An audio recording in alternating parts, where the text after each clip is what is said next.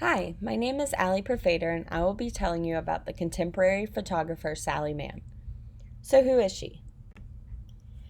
Located a mere hour and a half away from Virginia Tech's campus, Sally Mann was born and raised in Lexington, Virginia in 1951. She is a contemporary photographer who produces and displays portrait, architecture, landscape, and still life photography. Sally Mann has her photography throughout solo exhibitions, group exhibitions, and public collections. She has accomplished and earned many prestigious awards for her photography.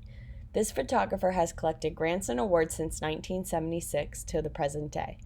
She has participated at the Whitney Museum of American Arts for the Whitney Biennial in 1991. Sally Mann was named Photographer of the Year by Friends of Photography in 1995, and 6 years later was named America's Best Photographer by Time magazine in 2001. So let's talk about some of her work. About her series, At 12, Portraits of Young Women, this is a book that includes 35 black and white portraits. The themes are honest Sally Mann work of her children, her immediate surroundings of her home, and the Deep South. Sally Mann's Proud Flesh is her photography book. Co-published with the Gagosian Gallery, C.D. Wright has prepared an essay that describes her work best by saying, astonishingly original both in image and technique. Mann's work consistently challenges the viewer. Her 2009 series, Proud Flesh, carries her theme of people and landscapes of the Deep South and gets into the undeniably raw level of work. That is what I think stays the same throughout her work. There is something to be explored about each image. There is a story in each frame captured with the camera lens. Another thing that stays the same are her overall themes, portraits of the Deep South and all that it holds. The landscape, the history, the people, the love, the hardships. Here are 6 photos from her 1988 At 12 series.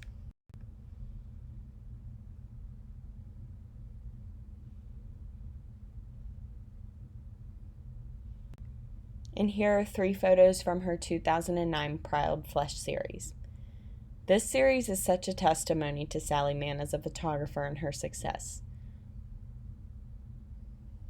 Now I want to deep dive into a single photograph of Sally Mann's.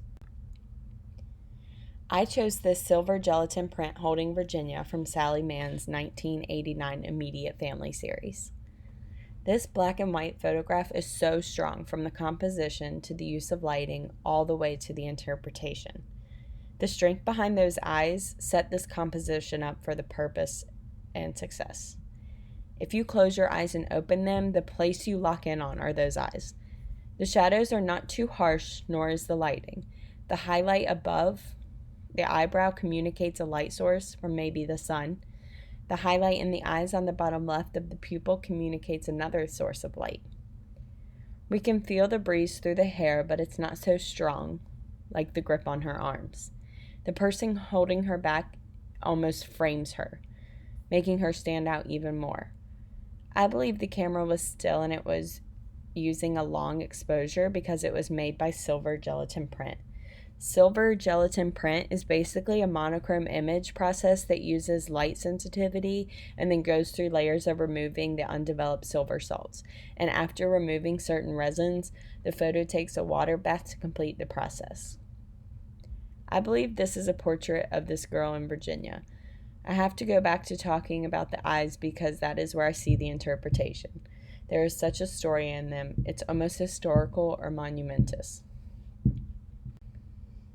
I began watching YouTube videos of Sally Mann to hear her talking about her work, and at the beginning of a PBS Art 21 snippet in 2000, she said, "The things that are close to you are the things you can photograph best."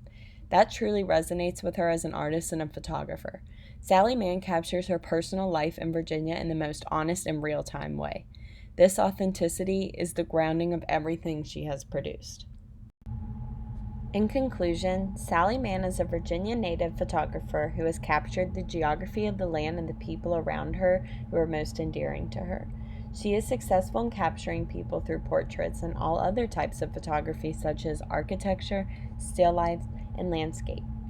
She has remained consistent from her second series of work At 12 from 1983 all the way through her more previous work and the one that I honed in on in 2009, the series Proud Flesh. The depth and the stories behind her portraitures are so captivating in storytelling. Here's my bibliography of YouTube links, website links, and other sources that I've gathered. Thank you for listening.